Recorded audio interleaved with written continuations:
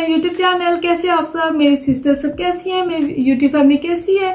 I hope आप सब ठीक होंगे। मैं ठीक हूँ जी। आज मैं स्पेशली आप लोगों के लिए टाइम निकाल के बैठी हूँ। आज मैंने कहा आज आपसे डिस्कस करती हूँ कुछ इम्पोर्टेंट थिंग्स के मैंने सोचा कि आप लोगों से शेयर करती हूँ अपनी जर्नी पाकिस्तान से आने से लेके यहाँ अब तक कि इन इयर्स में स्पेशली आज मैं बताने जा रही हूँ मेरी जर्नी वीज़े के हवाले से, मेरी नेशनैलिटी के हवाले से, मेरे स्पाउस वीज़ा के हवाले से, मेरे इमिग्रेशन के हवाले से एंड उस सब के बारे में मैंने कहा आज आपको शेयर करती हूँ A to Z मेरी स्टोरी कि मैंने और मेरे हस्बैंड ने कितना हार्ड वर्क किया, कितनी एफर्ट की, कितनी स्ट्रगल की और मुझे किन किन प्रॉब्लम्स को फेस करना पड़ा और मैंने क्या कुछ किया है, कितनी स्ट्रगल की है। तो क्योंकि वहाँ से आ तो जाते हैं लेकिन वहाँ से आने से अब तक जब तक हमारी नेशनैलिटी नहीं हो जाती है तब तक हमें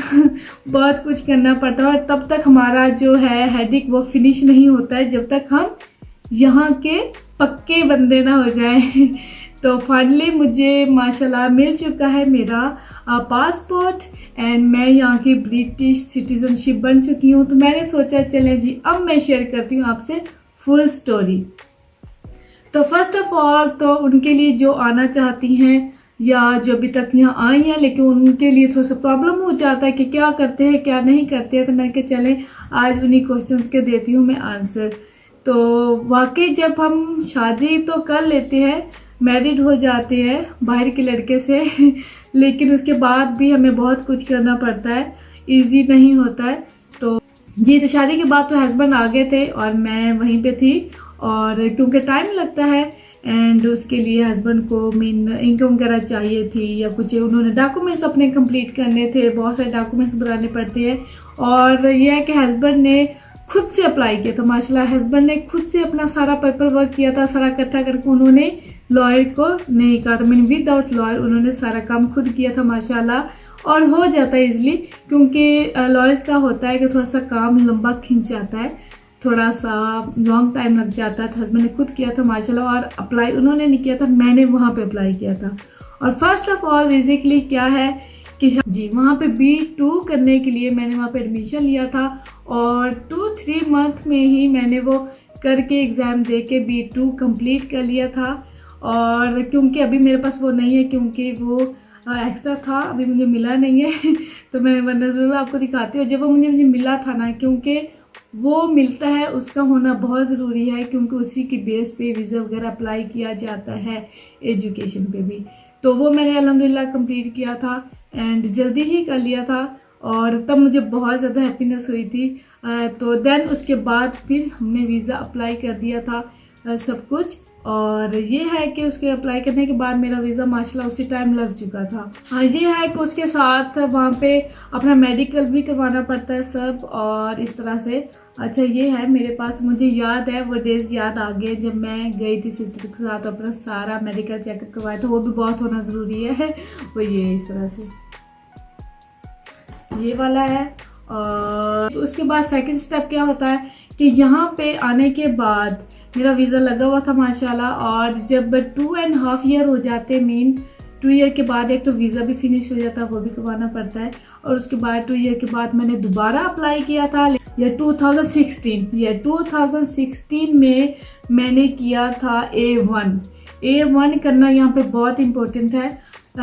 test about graded examination in spoken English mean level certification ESOL international speaking and listening, वो वाला मेरा हुआ था और वो मुझे ये मिल गया था अल्हम्दुलिल्लाह। मैंने जल्दी से ही कर लिया था ये ट्रिनिटी वालों से, तो ये हो गया था माशाल्लाह। उसके बाद मैंने जब अप्लाई किया अपना तो हो गया था एंड उसके लिए मुझे अच्छा स्टार्ट में आई थिंक 1 और 2,000 लगा था एंड मुझे अक्सर पूछते भी हैं कि कितना होता है ये कितना कुछ।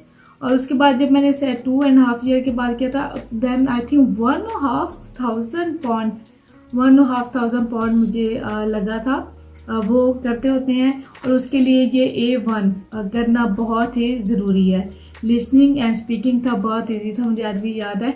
जब हम कुछ कर लेते हैं ना, कुछ अचीव कर लेते हैं तो वो बहुत इजी लगता है, हालांकि उस टाइम पे वो हार्ड टाइम होता है। और मुझे याद है तब मैं प्रेग्नेंट भी थी और मैंने एग्जाम दिया था जाके।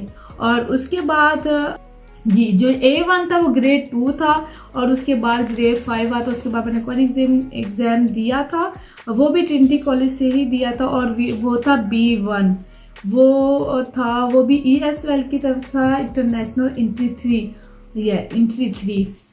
और ये B1 भी मैंने ऐसे ही लिया था और इसका भी ट्रिनिटी वालों से ही मैंने किया था। ये देखिए, मैंने कहा आज आपको पूरी डिटेल से ही दिखाती हूँ इस तरह से। तो ये B1 भी करना भी बहुत इम्पोर्टेंट है। और ये भी था graded examination in spoken English, कि हम कितने सारे इंग्लिश बोल सकते हैं, क्योंकि यहाँ पे कंट्रीज में आने के लिए इंग्लिश का होना बहुत ज़रूरी है। तो एजुकेशन भी बहुत मस्त है, सीरियसली एजुकेशन हर तरह से हमारे लिए बहुत ज़्यादा इम्पोर्टेंट है। अगर हमारे पास एजुकेशन है ना तो हम बहुत कुछ अचीव कर सकते हैं। फिर से हमें अगेन था, मुझे हस्बैंड कह रहे थे कि जी अब करना है जी लाइफ इन द UK। और तब मैं बहुत डरती थी और सबसे सुनती भी थी कि लाइफ इन द UK देना है और ये है वो है। और life in the UK about UK होता है कि उसकी हिस्ट्री सब हमें पता, और अभी तो मुझे याद भी नहीं है तो इसलिए आपको बताओ। और इस तरह से बस जैसे जैसे टाइम गुजर जाता है तो अगला टाइम आ जाता है जी। तो लास्ट टाइम पे जो हमारा 5 ईयर के बाद अप्लाई करना ज़रूरी है, वो उसके लिए लाइफ इन द UK होना बहुत ज़्यादा ज़रूरी है। तो वो किया था, उसके बाद अप्लाई कर दिया था जी वो ये। और उसके बाद ये रेजिडेंट कार्ड मुझे इस तरह से कुछ होता है रेजिडेंट कार्ड, और वो मुझे मिला था एंड वो मिला हुआ है बल्कि। और इसके साथ ही करना होता है और उस टाइम पे लगे हैं 1,500 टोटल, मीन 1,500 लगा है। ये तो कुछ ऐसे क्लिप्स है जो मैंने सेव किए हुए थे आप लोगों के लिए। तो ये इस लेटर का मुझे बहुत ज़्यादा वेट था, क्योंकि मैंने न्यूट्रलाइजेशन के लिए अप्लाई वगैरह कर दिया था और उसके बाद एक लेटर आना था, उसका मैं वेट कर रही थी, क्योंकि सिटीजनशिप इन्विटेशन मेरा लेटर था जहाँ पे मैंने जाना था और हल्फ उठाना था, और उसके लिए मैं वेट कर रही थी। और ये कोरोना वायरस वगैरह की वजह से काफ़ी डिले हो रहा था, कुछ लेटर्स डिले हो रहे थे, कुछ अपॉइंटमेंट्स डिले हो रही थी। इसी का इंतज़ार था, क्योंकि ब्रिटिश वालों ने मुझे इनवाइट किया है। मेरा ये इनविटेशन लेटर है, क्योंकि ब्रिटिश सिटीज़न होने पे उन्होंने मुझे इनवाइट किया है। तो सेरेमनी में जाना है, कैसे है, क्या करना है, तो वो भी आपसे, वो क्लिप्स भी मेरे पास है, वो भी आपसे शेयर करती हूँ। और इसको थोड़ा सा स्टडी किया मैंने, थोड़ा सा रीड किया ताकि पहले से प्रिपेयर हूँ। इसका इसलिए भी इंतज़ार था क्योंकि इस स्टेप के बाद मुझे पासपोर्ट भी अप्लाई करना था। तो इस तरह से फाइनली आ चुका था। और चलें आपको उस क्लिप की तरफ ले जाती हूँ, जितना मुझसे हो सका है मैंने बनाया है और आपसे करती हूँ शेयर। आई होप आप लोगों को पसंद आएगा। और हंसना तो आपने बिल्कुल नहीं है, बस थोड़ा सा एंजॉय करना है। Let's see. Hello, yes I am ready. Okay, I am starting. Yes, swear by Almighty God that on becoming a British citizen, I will be faithful and bear true allegiance to Her Majesty Queen Elizabeth II and successors according to law. आप दिखाना ना बाद में. I give my loyalty to the United Kingdom and respect its rights and freedoms. I will uphold its democratic values. I will observe its laws faithfully and fulfill my duties and obligations as a British citizen. Yes, final. Thank you. Well done. And that's it. You are now officially British. Okay, I'm okay. British okay, मैं okay, look. आ गई finally. तो passport के लिए apply करना है ना? अब ये भेजेंगे, अब ये भेजेंगे आपको न्यूट्रलाइजेशन सर्टिफिकेट। अच्छा, कि आप डेफिनेटली ऑफिशियली ब्रिटिश हो गए। हाँ जी। तो फिर मुझे सिटीजनशिप सेरेमनी के लिए बुलाया गया था, बल्कि वहाँ नहीं बुलाया गया था क्योंकि कोरोना की वजह से, वायरस की वजह से यहाँ मेरा ऑनलाइन हुआ था। जैसा कि मैं छोटा सा क्लिप बनाया था वो मैं डाल दूँगी, तो मैं भी डाल देती हूँ। हाँ, यहाँ पे ऑनलाइन ही मैंने किया था सिटीजनशिप सेरेमनी। बहुत शौक था मुझे जाने के लिए ना, लेकिन वो हो नहीं सका, पॉसिबल नहीं था कोरोना की वजह से, तो ऑनलाइन ही हो रहा था। तो इसके बाद उन्होंने एक मुझे सर्टिफिकेट भेजा था, दैन उसके बाद मैंने पासपोर्ट के लिए अप्लाई किया था। तो ये सारी स्टोरी वो मैंने पहले किया, मैंने कहा चले सारी मिक्स करके आपको इकट्ठी बताऊंगी। तो फाइनली मैंने बता दिया है इस तरह से। मुझे था कि कैसे होता है, लेकिन स्क्रीन पे दिखाना अलाउड नहीं था, वो मना था। और ये था कि रूम में बस उनके पीछे क्वीन की फ़ोटो वगैरह लगी हुई थी और प्यारी सी लेडी थी जो जिसने मुझे कहा था जी करो स्टार्ट, तो बहुत ही ईजी था, क्विक था। तो इस तरह से मैंने किया था और ये ऑनलाइन ही हुआ था घर पे, क्योंकि पहले होता है कि वो उस जगह पे जाते हैं, वहाँ पे प्रॉपर हमें किया जाता है। उसके लिए मैं बहुत एक्साइटेड थी कब से, लेकिन वो वैसा नहीं हुआ था। कोरोना की वजह से सब ऑनलाइन ही हो रहा था और यहाँ पे बैठ के मैंने फिर इस तरह से किया और मुझे बहुत डिफरेंट भी लगा, अजीब भी लगा। और इस तरह से बस थोड़ा सा बोलना पड़ता है जो पेपर पे लिखा होता है, तो वो मैंने किया। देन उसके बाद जी मेरा मिन कंप्लीट हो गया। देन उसके बाद फिर मुझे दोबारा से अप्लाई करना पड़ा पासपोर्ट के लिए एंड पे दोबारा से अप्लाई करना पड़ता है, और उसके लिए 90-100 पाउंड लगा था। और देन फिर माशाल्लाह मेरा ब्रिटिश पासपोर्ट आ चुका था।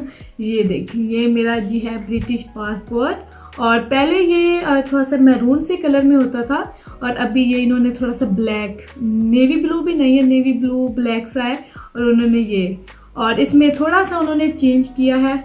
और मैंने कहा चलिए आपको दिखा देती हूँ, थोड़ा सा चेंज किया हुआ है इस तरह से, थोड़ा सा चेंज किया हुआ है इस तरह से, और इस तरह से यहाँ पे लगाया, यहाँ पे इस तरह से। और मीन ये इन्होंने इस पेज को मीन एक ग्लास की सूरत में दे दिया है, थोड़ा सा चेंज कर दिया इसको, थोड़ा सा मीन पहले पासपोर्ट में और इसमें थोड़ा सा चेंज है, इस तरह से है। तो ये फिर मुझे माशाल्लाह मिल गया था, क्योंकि जब ये पासपोर्ट मिलता है ना तो बहुत ज़्यादा खुशी हो जाती है कि अल्हम्दुलिल्लाह कि अभी हमने सारी जो भी स्ट्रगल की है उसका फल इस सूरत में मिलता है। उसका जो फल होता है ना इतनी ज़्यादा एफर्ट करने के बाद इस सूरत में हमें मिलता है। और मैं लकी हूँ कि मैं पाकिस्तानी भी हूँ और ब्रिटिश भी हूँ। तो इस तरह से मुझे काफ़ी टाइम से वेट था कि मैं आप लोगों से ये शेयर करूं, और बस मुझे नहीं हो रहा था, मिल नहीं रहा था, क्योंकि मुझे ऑल डिटेल्स लेनी थी हस्बैंड से, कितना लगा कैसे लगा।